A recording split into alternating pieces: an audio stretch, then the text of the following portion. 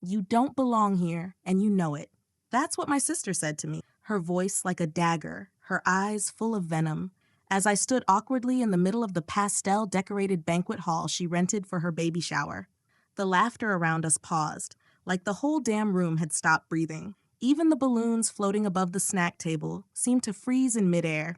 I clenched the envelope in my hand, the one with the gift card and the heartfelt note I'd stayed up all night writing, and felt my chest tighten. I wasn't supposed to be here. After everything? After I helped her get the deposit down for this place? After I paid for the custom cake and the catering and the ridiculous balloon art she just had to have? But I didn't say anything. Not yet. I just stood there blinking, trying to keep the tears from breaking past my lashes. Trying to process how the girl I used to share a room with, the one who held my hand when our parents divorced, could look at me like a damn intruder. Because 3 weeks earlier, everything was still fine. Or at least I thought it was. Let me rewind a bit. My name is Dana. I'm 34, divorced, no kids. I run a small interior design business, which, thanks to social media, has recently started picking up real traction.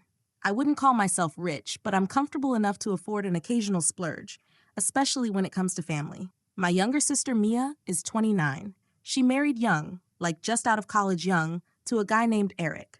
I never liked him. Not because he was rude or abusive or anything, but because he always had this vibe, you know? That polished, surface-level charm that fools everyone at first. The kind of guy who calls you sis with a smirk and asks to borrow money he has no intention of paying back. Anyway, Mia got pregnant after 2 years of trying. It was this massive celebration, her first child. Our parents were over the moon. She was glowing. I was genuinely happy for her. So, when she called me a few months ago crying about how tight money was and how she didn't think she'd be able to throw a proper baby shower, I offered to help, no hesitation. I don't want anything fancy, she told me, just a small gathering. Yeah, right. That small gathering turned into a 60-person guest list, themed decorations, a $400 cake shaped like a baby elephant, and a gift registry that looked like it came straight out of a Kardashian baby moon. And I paid for all of it. Not that I minded. She's my sister. She needed help. I thought that's what family was for. But in the weeks leading up to the shower, something shifted. She stopped returning my calls as often. She'd read my texts and leave me on scene. When I dropped by her house to go over final details, she acted jumpy, like I'd caught her doing something she didn't want me to see. Eric wasn't much better. He barely acknowledged me, and when he did, it was all fake smile, surface level, thanks for helping out Dana energy. At first, I brushed it off. Pregnancy hormones, maybe. Stress.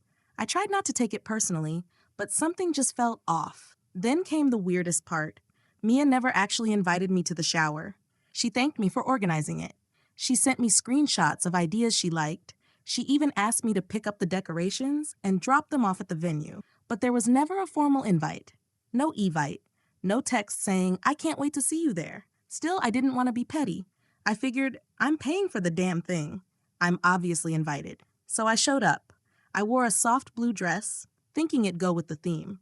I even curled my hair and brought her a handwritten letter about how proud I was of her and how I couldn't wait to meet my new niece. And that's when she said it. You don't belong here. People were whispering. I could hear them. Someone even took out their phone, like they thought this was reality TV. My mom was standing a few feet away, lips tight, eyes wide. She didn't say anything. And that silence, that hurt more than Mia's words. I looked at my sister, this woman with a swollen belly and a face I barely recognized anymore, and I felt something break. But instead of snapping back or making a scene, I handed her the envelope. Congratulations, I whispered. I hope the rest of your day is just as perfect as you wanted. And I left. I cried in my car for 45 minutes before I could drive. Not because she embarrassed me, not because I wasn't appreciated, but because I had no idea why. Why would my own sister want me gone from something I literally built for her? That was the moment I realized something deeper was going on, and I was going to find out what. I spent the next 2 days in silence, didn't return calls, didn't answer texts, though to be fair, there weren't many. A few cousins sent me awkward, hope you're okay messages, and one of Mia's friends even DM'd me on Instagram like, that was super weird of her. I don't know what's going on, but you didn't deserve that. Damn right, I didn't. But what hit hardest? Mia never reached out. Not even a, sorry things got tense, or can we talk? She ghosted me like I had ruined her day. I tried to rationalize it. Pregnancy stress, miscommunication, Maybe she just snapped and regretted it later. But you know what people do when they regret something?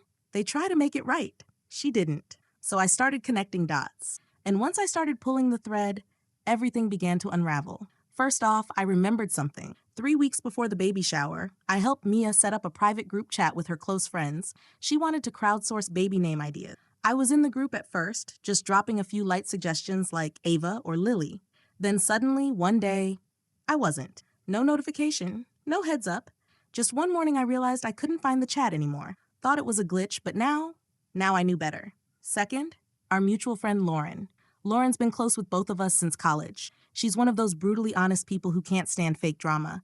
And she's also loyal to the truth, not to anyone's ego. So I called her. Off the record, I said. Was I uninvited to the shower on purpose? There was a pause, that horrible, thick pause where you know the answer before they say anything. Dana, she sighed. I didn't want to be the one to tell you, but yes. I just stared at the wall, waiting. Mia told us you made her feel controlled, that you were turning the baby shower into your event, not hers. She said you were making everything about yourself, that you kept bringing up how much money you spent and acting like she owed you something. What the hell? I blinked. That's not true. I never threw it in her face. I know. I told her that. But she said you were trying to be the center of attention, and it made her uncomfortable. That didn't even make sense. I stayed out of her way the whole time. I literally followed her Pinterest board to the letter. Eric was hyping her up, Lauren added quietly. He told her you were probably trying to show her up, that you only helped so you could make her feel small. Boom. There it was. Eric, that snake. He'd been planting seeds, whispering crap in her ear, probably telling her I was manipulative or jealous or controlling. He always had that slick, subtle way of twisting things. But why? Why would he want me out of the picture? It wasn't until a few nights later that the real answer hit me, and it hit hard. I was going through my Venmo transactions, trying to find the florist's payment for tax write-off reasons, when I spotted a name I didn't recognize, Ellie Martinez. I'd sent her $250 about a month ago. Weird. I didn't remember doing that. So I clicked her profile, checked the transaction note. It said, deposit, balloon arch, and custom signage. Except that was supposed to be handled by a vendor Mia had chosen, one she swore she'd coordinated with. So why was I paying some random woman for it? I looked her up on Instagram, found her account, Events by Ellie, scrolled through the feed, and there it was, a tagged photo of Mia and Eric at Ellie's apartment, having dinner, a caption that read, "My faves, always loved designing for these two." My jaw locked. They knew her personally. She wasn't some random vendor. She was a friend Mia had lied about hiring independently, a friend they didn't want me to know about. And judging by the timeline, that dinner? It was 2 days before Mia asked me to cover the arch and signage because her budget was too tight. So they'd picked their friend, lied about the cost, had me foot the bill, and then turned around and acted like I was overstepping. The more I dug, the worse it got. They'd taken my generosity and spun it as control. They'd rebranded my support as manipulation. And the kicker? When I paid the deposit for the event hall, Eric had actually told Mia not to tell me they were getting a discount because Dana doesn't need to know all the details. Guess who ended up paying full price anyway? Me. Guess where the extra cash went? Straight into their baby registry fund. They used me and then erased me. That night, I sat in my living room, lights off, laptop open, and just let it all wash over me. I wasn't angry. Not yet. I was something else. Hollowed out. Because betrayal doesn't always come like a gunshot. Sometimes it comes like a whisper. A slow erosion of trust until you're standing alone in the rubble of what you thought was love. But I wasn't going to stay in that rubble. I was going to rebuild. And when I did, they'd both wish they'd never underestimated me. I didn't rush into anything. That's the thing about betrayal. It tempts you to react fast. Burn it all down. Call everyone out. Explode. But I wasn't about to give them the satisfaction of seeing me spiral.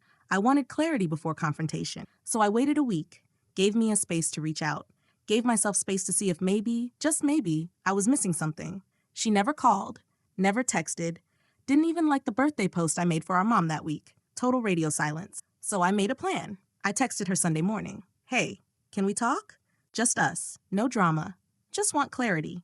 Coffee? Tomorrow? She replied 3 hours later. Sure, 11 a.m.? That cafe by the park? Cool. That was the one halfway between our houses. Neutral territory. When I walked into the cafe the next day, Mia was already there. Pregnant belly bigger than ever. wearing that flowy white maternity dress I'd gotten her months ago. She looked up from her phone with a tight-lipped smile. Fake. We hugged awkwardly, sat down. Neither of us spoke right away. Then she broke the silence. I guess I owe you an apology. I blinked. You guess? She sighed, glancing out the window. Things just got out of control. You can be intense, Dana. You come in with all these ideas and plans, and sometimes it feels like you're trying to take over. My voice was steady. You mean I was trying to help? Yeah, but the way you do it, it's overwhelming. I leaned back, crossed my arms. So instead of telling me that like an adult, you decided to pretend I wasn't invited to the baby shower I paid for? Her cheeks flushed. I didn't say you weren't invited. You said I didn't belong there. You said that to my face, Mia, in front of everyone. She looked down. I shouldn't have said that. No, I said sharply. You shouldn't have. But what hurts more is that you meant it. She didn't reply. So I laid it all out.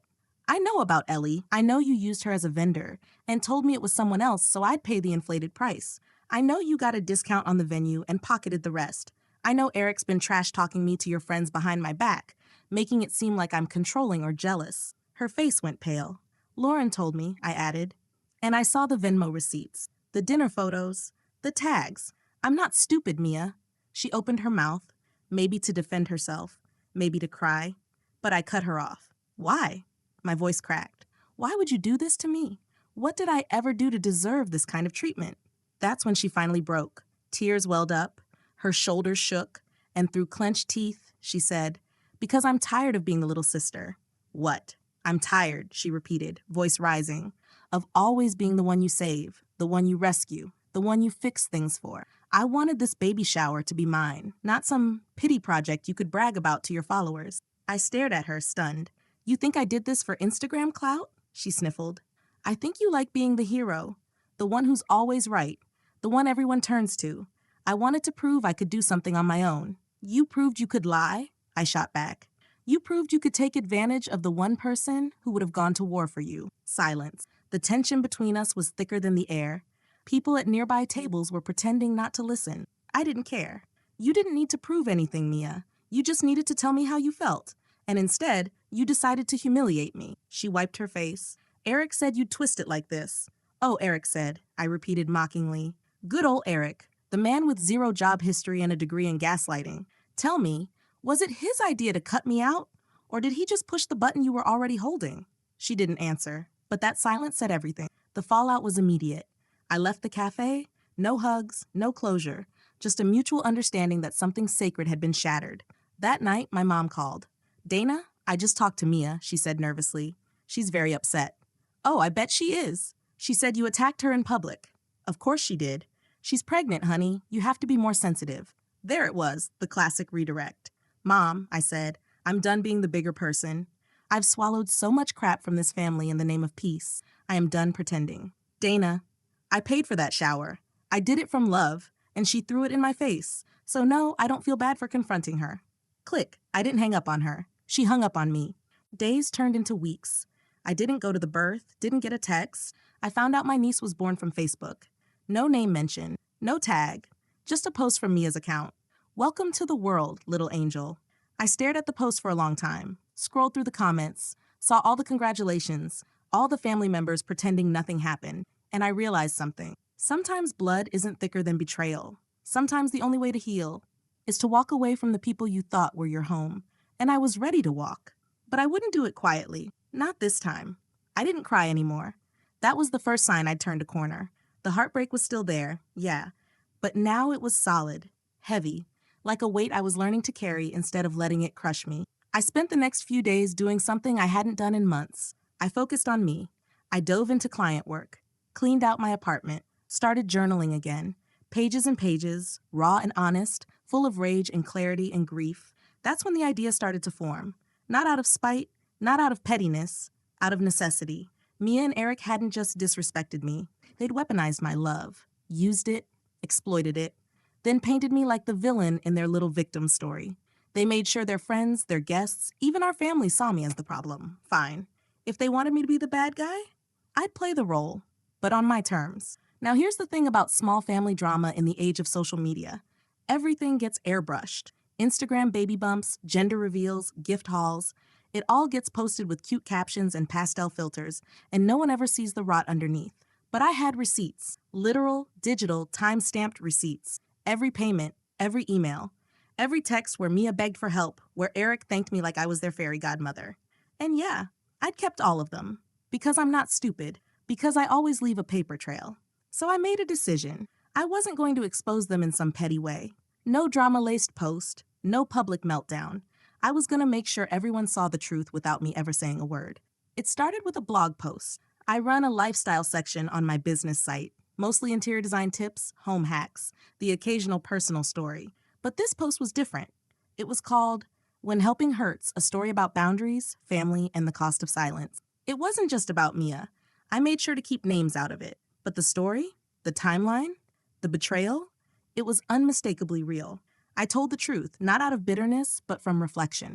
I wrote about what it's like to support someone with your whole heart and get punished for it. About how guilt and obligation can become chains. About how sometimes setting a boundary feels like betrayal. But it's actually the beginning of freedom. I didn't name drop, I didn't call out, but people knew, and it blew up. The post got shared over 10,000 times in the first week. Emails flooded in, DMs from strangers, comments like, "This hit way too close to home. Just went through this with my sister too. Thank you for putting this into words. I feel seen." And then, quietly, the family started calling. First, it was Aunt Janice. She always had a soft spot for drama. "I just read your article. Is it about you-know-who?" Then it was our cousin Mark. "If they really did that to you, I don't blame you one bit." Even my dad, who usually stays out of everything, called and said, "If they can't appreciate you, Dana, that's on them. Proud of how you handled it." Boom. Mia and Eric had tried to isolate me, but all they did was hand me the microphone. And just when I thought that was the end of it, karma walked in like it owned the place. A former client of mine, let's call her Veronica, reached out. She runs a boutique PR firm, said she'd read my blog post and wanted to partner on a new campaign series she was launching, Stories Behind the Screens. The idea? Human stories behind picture-perfect online lives. She wanted my voice, my perspective. She offered to sponsor a video version of my blog post and feature it in her company Spotlight series. I agreed. We shot it in 2 days. Simple setup. Just me, a warm light, my story. No makeup, no filter. I spoke from the gut, told the truth again, clear, calm, powerful. And when the video went live, it exploded. Over 400,000 views in the first week. People were tagging their sisters, their moms, their therapists, quoting lines I barely remembered saying. Sometimes being the bigger person just makes you a bigger target. Love without boundaries isn't generosity, it's martyrdom. You can't set yourself on fire to keep someone else warm and then wonder why you're burning. Yeah, it hit a nerve. I stayed silent while the video made rounds. Didn't gloat, didn't clap back. But people noticed. One comment said, "Isn't this about Mia? Weren't they super close?" Another said, "The timing is wild. Didn't she just have a baby?" Then I got the message from Mia, a simple text. "Wow, so this is how you get back at me?" I stared at it for a full minute before replying, "No, Mia, this is how I heal." She never responded. But I wasn't done yet. See, revenge doesn't always come in fire and fury. Sometimes it comes in freedom, in turning their rejection into your redemption arc. So I did one last thing. I sent Mia an invoice. Yup, an actual itemized invoice. Every charge, every receipt, every payment I made for that shower. From balloons to catering to custom cookies. Total $4,378. 92 no note. No snark, just facts. And a bolded line at the bottom. Reimbursement optional. Closure required. I didn't expect her to pay it. Let's be clear. Mia isn't the kind of person who apologizes unless she's caught in 4K with subtitles and a confession note taped to her forehead. But the invoice wasn't about money. It was about acknowledgement. It was about saying, "I saw what you did. I didn't imagine it. I didn't overreact. It cost me, and here's the proof." And something about putting it all down on paper in cold, hard numbers made the whole situation real, undeniable. I didn't hear from Mia for almost 2 weeks after that. Then one morning, I opened my inbox and found a PayPal transfer from Emmy Harmon. $4,378.92. No note, no subject line, just the money, but it was enough, more than enough, because that silence, that unspoken admission, that's as close to "I messed up" as Mia would ever get. And honestly, I didn't need anything else. Since then, I've rebuilt my circle. Smaller, stronger, boundaries like titanium walls. No more Dana the Fixer. No more overextending myself until there's nothing left. I've learned that love without boundaries is just self-abandonment in a prettier outfit. And here's the kicker. People respect you more when you stop making yourself the emotional dumping ground. The moment I stopped playing martyr, I started playing main character. I didn't go to my niece's christening. Didn't feel right. And when my mom asked why, I said, because I'm done showing up for people who don't want me there. Simple, calm, final. She didn't argue, because deep down, even she knew I was right. Mia posted a few subtle jabs afterward. You know the type. Those quote graphics with captions like, sometimes the most toxic people are the ones who act like they're the victims. Sure, whatever helps her sleep. But here's what really happened. She told me I didn't belong at a party I paid for. She lied, manipulated, took. Then she lost the one person who would have always had her back. That's not me being toxic. That's me having a damn spine. Revenge isn't always about burning their house down. Sometimes revenge is just building yours higher, so high they can't even see inside anymore. Sometimes it's about reclaiming your peace so loudly that their chaos sounds like background noise. And yeah, sometimes it's about sending a PayPal invoice with perfect punctuation and letting the guilt do the rest. If you're listening to this and you've been where I've been, used, ghosted, erased, let me say this loud and clear. You're not crazy. You're not too sensitive. You're not dramatic. You're just done playing the role of emotional ATM for people who keep overdrafting on your soul. Cut them off, protect your light, and remember, family isn't defined by blood. It's defined by respect. I love my sister more than she'll ever know. But love without respect? That's not family. That's prison. And I finally walked out of the team.